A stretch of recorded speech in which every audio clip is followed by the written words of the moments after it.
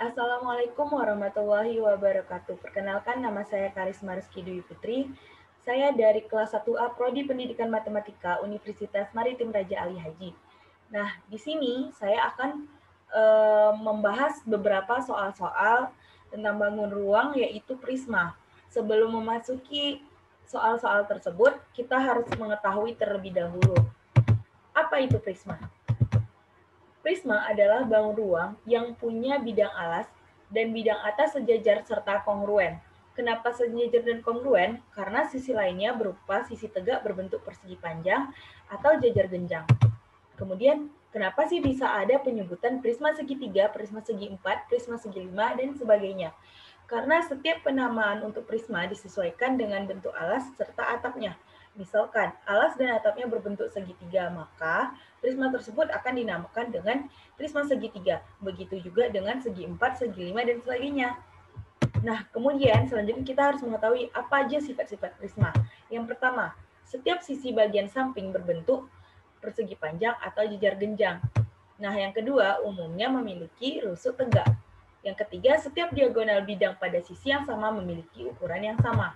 Dan yang terakhir, bentuk alas dan atap kongruen. Kemudian, ada rumus-rumus prisma. Untuk mencari luas permukaan, kita bisa menggunakan dengan rumus 2 kali luas alas ditambah keliling alas dikali tinggi. Untuk mencari volume, kita bisa menggunakan luas alas dikali tinggi. Dan untuk banyak rusuk, kita bisa menggunakan dengan 3 kali N. Apa sih itu N? N adalah segi dalam prisma. Misalnya prisma segi 3, berarti N-nya adalah 3. Dan prisma segi 4, N-nya adalah 4. Nah, kemudian banyak sisi. Untuk mencari banyak sisi, kita menggunakan dengan rumus N tambah 2. Kalau untuk banyak titik sudut, kita bisa menggunakan dengan 2 dikali N. Kemudian kita akan memasuki untuk soal yang pertama. Soal yang pertama, suatu penahan roda pesawat terbang yang terbuat dari kayu yang berbentuk prisma segitiga seperti di gambar bawah ini, hitunglah volume penahan roda tersebut. Nah, bisa kita lihat pada gambar, penahan roda tersebut ini ya, adalah segitiga. Nih.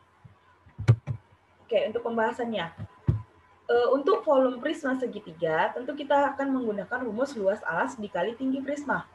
Luas alas segitiga itu rumusnya, rumus luasnya adalah setengah dikali alas dikali tinggi. Nah, kita lihat di sini. Yang alas adalah yang 48 cm, sedangkan yang tingginya adalah 30 cm. Nah, yang mana tinggi prisma? Tinggi prisma adalah yang 12 cm. Nah, kita masukkan ke dalam rumusnya, berarti 1/2 dikali 48 dikali 30 dikali 12. Sama dengan 720 dikali 12.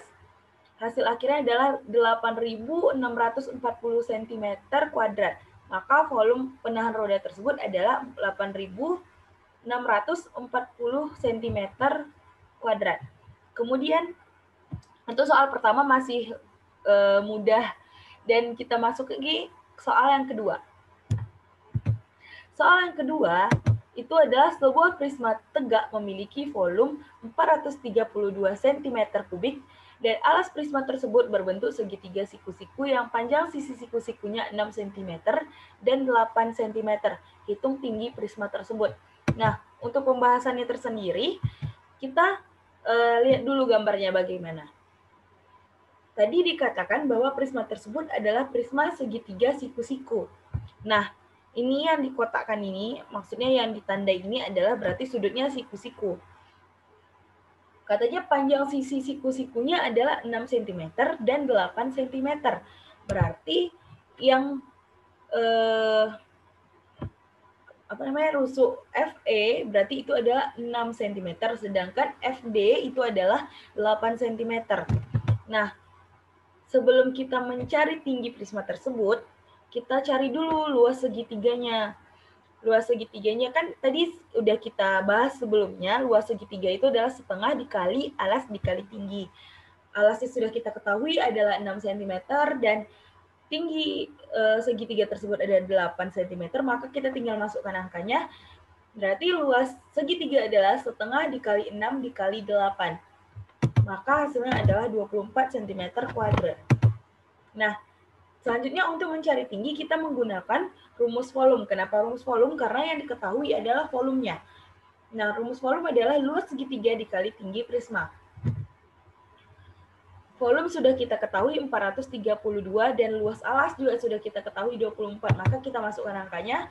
Nah, 432 cm kubik sama dengan 24 cm kuadrat kali tinggi prisma, Maka kita pindahkan ke bawah atau yang disebut sekali silang, bisa dikali silang gitu. Menjadi tinggi prismanya itu 432 dibagi 24. Maka hasil tinggi prisma tersebut adalah 18 cm. Nah, kemudian kita masuki soal terakhir,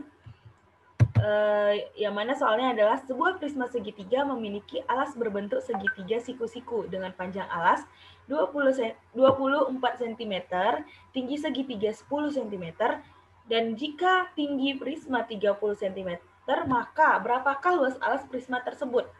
Nah, untuk pembahasannya kita lihat lagi nih gambar prisma segitiga siku-sikunya. Katanya alasnya adalah 24 cm. Berarti alasnya adalah yang CB.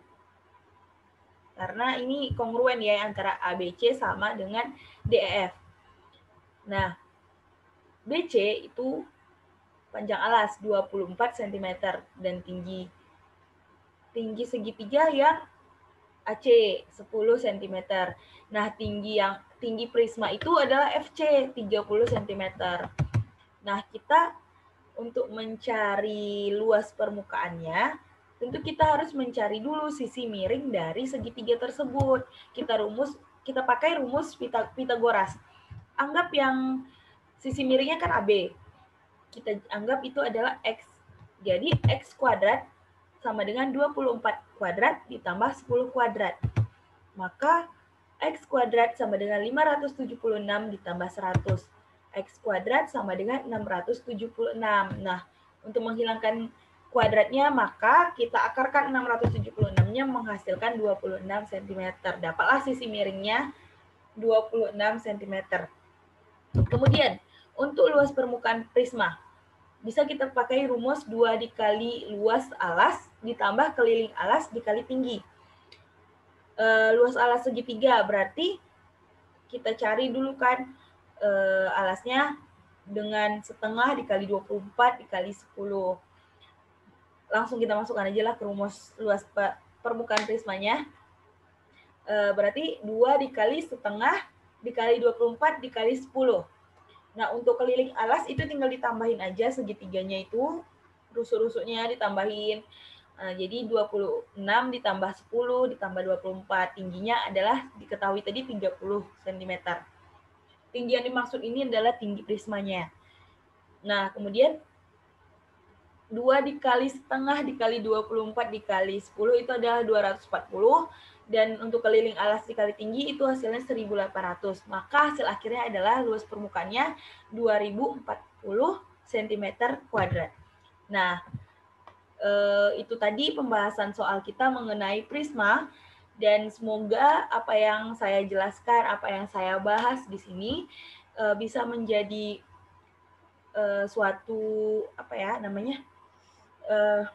pokoknya bisa memberi ilmu lah buat yang nonton semua, bisa menjadi pedoman juga. Ya walaupun cara ngajar saya kurang baik, tapi saya udah berusaha sebaik mungkin. Dan terima kasih yang sudah mau menonton. Jangan lupa di like dan juga di komen. Kalau ada pertanyaan bisa langsung dicantumkan di kolom komentar. Insya Allah saya akan jawab. Terima kasih. Assalamualaikum warahmatullahi wabarakatuh.